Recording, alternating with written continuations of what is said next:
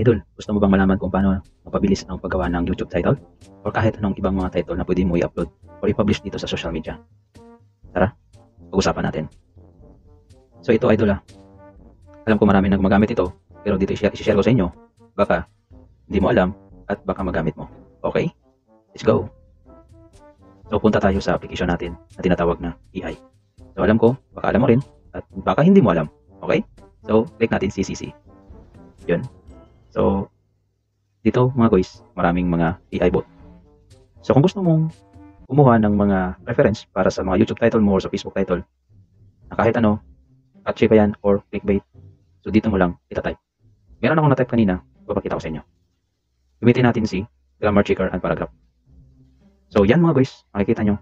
Gumawa tayo o nag-type tayo dito na create list of catchy YouTube title for unboxing new Realme C65 mobile phone. So, kung gusto mo naman another ideas para sa mga titles mo, punta ka din dito sa kay CC, yung pinaka-main na AI nila. So ito po yung na-type natin, nag-copy paste lang tayo, create list of catchy YouTube title for unboxing new Realme C65 mobile phone. Okay, so yan, marami sang na-suggest. Kita nyo mga idol, mga guys. So i-share ko sa inyo, sana ma-share nyo din. Atin natin lang to mga guys. Maraming salamat sa panonood.